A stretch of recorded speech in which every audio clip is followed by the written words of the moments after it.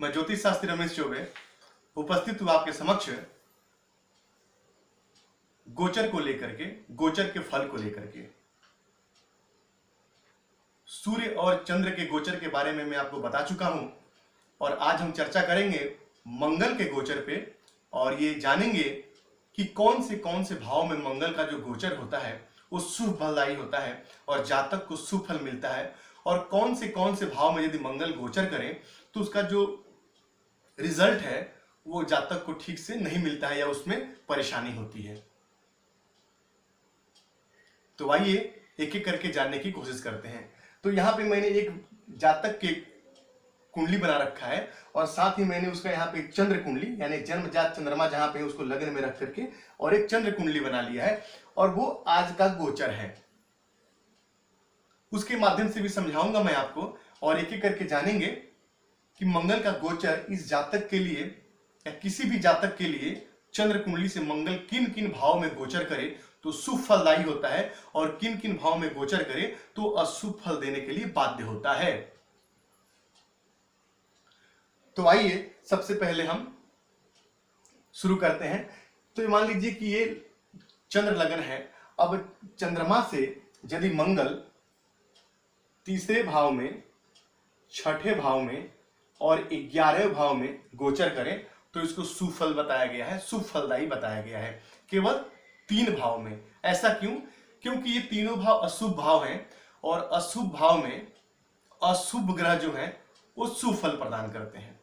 एक बार फिर से सुनिए, क्योंकि अशुभ भाव में अशुभ ग्रह जो है वो शुभ फल प्रदान करते हैं, इसीलिए चंद्रमा का गोचर 3, 6 और 11 में शुभ बताया गया है। वहीं यहां पे लग्न में, दूसरे में, चौथे में, 5वें में, 7वें में, 8वें में, 9वें में और 12वें भाव में खराब बताया गया, यानी कि 1, 2, 3, 4, 5, 6, 7, 8 भाव में खराब फल और 3 भाव में ही केवल शुभ फल दायी यहां पे मंगल को बताया गया है। अब आइए एक एक करके समझते हैं कि कौन से भाव में यदि मंगल बैठे तो किस प्रकार का फल प्रदान करेंगे। अब मान लीजिए लग्न में ही यदि मंगल यहां बैठ गए तो क्या होगा? तो लग्न में मंगल बैठ गए, जातक के व्यक्तित्व से संबंध बनाएंगे और चूंकि वो हमारा सर होता है, लग्न जो है वो सर होता है चंद्र लग्न से, या व्यक्तित्व में बैठ गए यदि प्रथम भाव में तो जातक को क्रोध आएगा, जातक को चोट चपेट लगेगा, कहीं ना कहीं जातक के मन में एक उग्र मिजाज उसका रहेगा और उसके वजह से उसको कहीं ना कहीं नुकसान हो जाएगा। इसलिए लग्न में गोचर उनका शुभ नहीं बताया गया है। वहीं यदि कुंडली के दूसरे भाव में यदि गोचर करे तो दूसरा भाव हमारा कुटुंब का है, तो मंगल चूंकि लड़ाई और झगड़े के कारक माने जाते हैं, मंगल जो कहीं ना कहीं एक उग्र ग्रह है, विवादित ग्रह है, तो वहां पे मंगल जब दूसरे भाव में जाएंगे तो वाणी को कटु कर देंगे और जातक का कुटुंब कलेश होगा, स्वजनों से कहीं ना कहीं लड़ाई झगड़ा होगा और यदि धन जातक कहीं निवेश करता है तो धन की बर्बादी होगी और धन का नाश होगा उसके। वहीं यदि कुंडली के तीसरे भाव में यदि मंगल गोचर करें तो शुभ होगा। जो यदि वो कोई व्यक्ति कहीं कार्यरत है, उच्च अधिकारी है, तो उसको अपने छोटे जो उसके नीचे जो काम करते हैं लोग, उससे उसको लाभ होगा। उसका पराक्रम, चूंकि पराक्रम का भाव है, पराक्रम बढ़ा रहेगा। यात्राओं का घर है, छोटी मोटी यात्राएं होंगी, लाभदायक यात्राएं होंगी। आपने सुना होगा राशिफल में अक्सर लोग बताते हैं कि ये यात्रा आपके लिए शुभ फल प्रदान होगा, तो शुभ फलदायी यात्रा होगा और उसको लाभ होगा। छोटे भाई बहनों का घर है, छोटे भाई बहनों से सहयोग मिलेगा। माने यहाँ हर प्रकार से मंगल के फल को शुभ बताया गया है। वहीं यदि मंगल कुंडली के चौथे भाव में गोचर करें तो चौथा भाव माता का है, भूमि का है, वाहन का है, मकान का है। माता के स्वास्थ्य को कमजोर कर देंगे। माता का स्वास्थ्य कहीं ना कहीं नरम रहेगा, उसमें परेशानी आएगी। मंगल चूंकि वर्ण के, घाव के, चोट चपेट के मालिक हैं, तो कहीं ना कहीं माता को उन चीजों से परेशानी होगी। और साथ ही साथ मान लीजिए आपने नया वाहन खरीद लिया और मंगल चौथे भाव में गोचर कर रहे हैं अशुभ होकर के, तो आपकी गाड़ी कहीं ना कहीं आपको परेशानी में डाल देगी। कहीं ना कहीं गाड़ी का एक्सीडेंट हो जाएगा, परेशान रहेंगे। यदि भूमि इत्यादि खरीदने जा रहे हैं तब भी आपको वहां विवादित कहीं ना कहीं भूमि खरीद लेंगे। तो इसीलिए इन सब चीजों को ध्यान में रख के ही काम करना चाहिए। वहीं यदि कुंडली के पंचम भाव में आ जाए, संतान का घर है, महिला की कुंडली में यदि यहाँ पंचम भाव मंगल का गोचर हो, हम मना करते हैं यदि उस समय कंसीव यदि करना है तो उस समय मना करते हैं। यदि कोई महिला ऑलरेडी यदि संतान आ चुका है तो हम कहते हैं बड़ा ध्यान रखना, क्योंकि मंगल एक गर्म ग्रह है, संतान को खराब कर देते हैं। साथ ही वो बुद्धि भाव में बैठ जाएंगे, सभा में बैठे रहेंगे, आप कुछ ऐसा बोल जाएंगे कि सभा 5 मिनट में समाप्त हो जाएगी और कहीं ना कहीं आपको वहां पे परेशानियों का सामना करना पड़ेगा। संतान का भाव है तो बिना मतलब संतान से आप लगेंगे हाथापाई करने, तो नुकसान यहाँ पे मंगल का बताया गया है। वहीं यदि कुंडली के छठे भाव में आ जाए तो अत्यंत श्रेष्ठ है। छठे भाव मंगल आएंगे, रोग ऋण और रिपु का घर है, रोग का, ऋण का और रिपु, रिपु ने शत्रु का घर है। तो यहाँ बैठेंगे तो उन सारी चीजों में आपको लाभ देंगे, शत्रुओं का दमन करेंगे, ऋण इत्यादि है तो आप उससे मुक्त होंगे, और रोग यदि आपको लंबे समय से चला रहा है, रोगों से मुक्ति पा जाएंगे। यानी कि यहाँ बैठ के मंगल आपको निस्संदेह अच्छा फल देने के लिए बाध्य है। वही कुंडली के सप्तम भाव में यदि मंगल आ जाए तो सप्तम भाव में मंगल आ जाएंगे, दाम्पत्य का स्थान है और पार्टनरशिप का है, व्यवसाय का है, तो कहीं ना कहीं वहां पे परेशानी देंगे आपको। साझेदारी के व्यवसाय में कर रहे हैं तो पार्टनर से आपको कहीं ना कहीं वाद विवाद हो जाएगा, और पत्नी घर है तो पत्नी से भी स्वाभाविक बात है कि थोड़ी बहुत मतभेद हो जाए या वाद विवाद हो जाए। तो यहाँ मंगल के फल को शुभ नहीं बताया गया है। वही यदि मंगल कुंडली के अष्टम भाव में यदि गोचर करें, यदि यहाँ पे यदि मंगल का गोचर हो, तब भी मंगल कहीं ना कहीं परेशानी करते हैं। अष्टम भाव चोट चपेट दुर्घटनाओं का है, लंबी बीमारियों का है, इत्यादि का है, तो यहाँ मंगल बैठ के आपको परेशान करेंगे।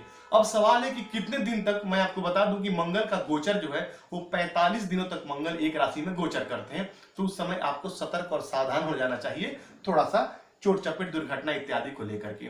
वही यदि कुंडली में मंगल 9 भाव में यदि गोचर करें तो 9 भाव किसका है, तो पिता का है, धर्म का है, तो जातक को पिता से वाद विवाद हो सकता है। और ये जो धर्म का भाव है तो धार्मिक यात्राएं यदि आपने कहीं प्लान किया है, आप देखिएगा लगभग बहुत सारे लोगों के साथ होता है कि उन्होंने धार्मिक यात्रा प्लान तो कर रखा है, लेकिन किन्हीं कारणों से वो स्थगित हो जाएगी और आप धार्मिक यात्रा नहीं कर पाएंगे, तो वहां पे आपको ये कहीं ना कहीं परेशानी देगा। वहीं अब दसम भाव में चली जाइए तो दसम भाव में काल पुरुष की कुंडली में मकर राशि बनती है, और यहाँ मंगल जो है वो उच्च हो जाते हैं और इनको दिग्बल वहां प्राप्त है। लेकिन फिर भी मंगल यहाँ आकर के कहीं ना कहीं क्या होता है कि परेशानी करते हैं। कर्म का भाव है तो जातक जहां कर्म करता है, कर्म क्षेत्र में उसके सहयोगियों के साथ, उसके कलीग के साथ कहीं ना कहीं उसका वाद विवाद होने की संभावनाएं बनी रहती है। इसलिए यहाँ पे मंगल का गोचर अच्छा नहीं माना, क्योंकि मंगल एक उग्र ग्रह है, लड़ाई झगड़े के कारक है। तो वहां बैठ के क्या करेंगे, लगेंगे कर्म स्थान पे जातक को समस्या देने, और जातक लगेगा अपने आसपास के लोगों से बात विवाद करने, तो इसलिए अच्छा नहीं बताया गया।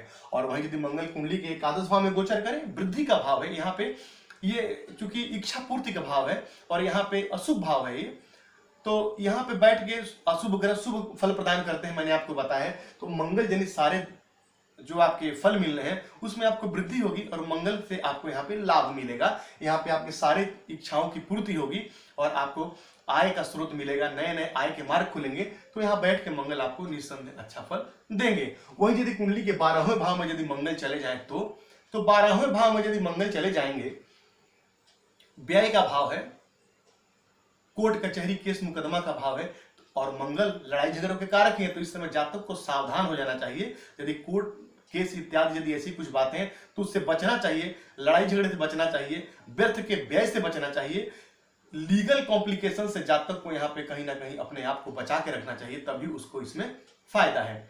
तो इस प्रकार से लग्न से लेकर द्वादश तक, चंद्र से लेकर द्वादश तक मंगल का गोचर बताया गया है। एक चीज और बता दूं, अब चूंकि चंद्रमा से ही बताया जा रहा है तो चंद्रमा को लग्न में यदि हम लेते हैं तो लग्न में यदि मंगल आ जाते हैं तो यहाँ पे अब चंद्र मंगल लक्ष्मी योग बन जाएगा। अब ये सब आगे की बातें हैं, आहिस्ता आहिस्ता करके हम इसको सीखेंगे कि चंद्र मंगल का लक्ष्मी योग क्या है, वो कैसे फल देता है, इत्यादि इत्यादि। अब मान लीजिए गोचर मैंने आज का बनाया है और यहाँ मंगल जो है इसमें वो जातक के एकादश भाव में गोचर कर रहे हैं, तो मैंने बताया कि सारे उसके काम सिद्ध हो जाएंगे। और मंगल यहाँ पे भाग्य भाव के स्वामी हैं और सुख भाव के स्वामी हैं, तो जातक के भाग्य में और धर्म की वृद्धि करेंगे, साथ ही जातक के सुखों में वृद्धि करेंगे, भूमि वाहन मकान इत्यादि जातकों को प्राप्त होगा। तो मंगल जन जितने भी इस जातक के कुंडली में सुफल है उस जातक को लगेंगे वहां मंगल के जाते ही मिलने। तो इस प्रकार से आपको समझना चाहिए और इस प्रकार से आपको इसका फल कथन करना चाहिए। अब आप सोचेंगे कि ये सब सारी बातें YouTube पे डालने का क्या अर्थ है। देखिए, मेरे मन में बड़ा ही हमेशा रहता था कि मेरे अंदर जो ज्ञान है वो मैं किसी को दूं, लेकिन कैसे दूं ये मुझे समझ में नहीं आता था। तो YouTube मुझे एक ऐसा साधन मिला, एक ऐसा माध्यम मिला कि मुझे लगा कि हाँ, मेरे अंदर जो ज्ञान है या जो मैंने मेहनत करके सीखा है वो इससे बढ़िया माध्यम नहीं है किसी और को बताने के लिए। तो मैंने क्या किया कि YouTube के माध्यम से अपने अंदर जितने भी मेरे ज्ञान है, जितना भी मैं जानता हूं, वो सारे मैं आपको आहिस्ते आहिस्ते करके बता दूंगा। सारे एक एक चीज मैं आपको बता दूंगा। गोचर के बाद हम सर्वाष्टक अष्टक वर्ग सीखेंगे और कुंडली में राजयोग सीखेंगे, अलग अलग भाव में अलग इत्यादि इत्यादि। बहुत लंबा है, काफी दिनों तक चलेगा ये, लेकिन सारी चीजों को गहराई से समझिए और एक एक सिस्टमेटिक वे में समझिए, एक पे एक के बाद एक, ताकि आपको समझ में अच्छे से ये चीज आए और आपको दोबारा किसी से पूछने की आवश्यकता ना पड़े और आप खुद ही इन चीजों को देख सकें। कम से कम इतना तो देख ही सकें, अपने बच्चों का देख सकें, अपने प्रियजनों का देख सकें, खुद का देख सकें। तो इस प्रकार से मैं चाहता हूं कि सारे जो हृदय में ज्ञान है वो सारा आपको एक एक करके मैं दे दूं। तो यकीन है कि मंगल का गोचर आज आप लोगों ने समझ गए होंगे। अब अगले विषय में हम बुध के गोचर की चर्चा करेंगे। तो आपका दिन मंगल में, इसी मंगल कामना के साथ आज के लिए इतना ही। नमस्कार।